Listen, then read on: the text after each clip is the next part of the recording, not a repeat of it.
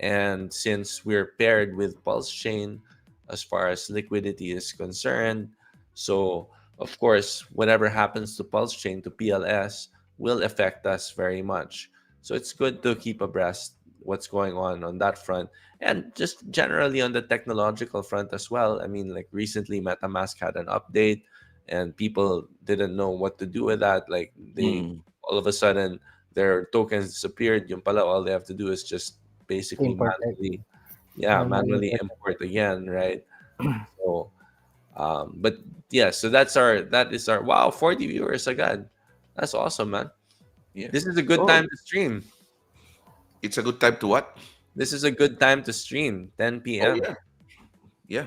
Nice adjustment. Pasok na si Doc.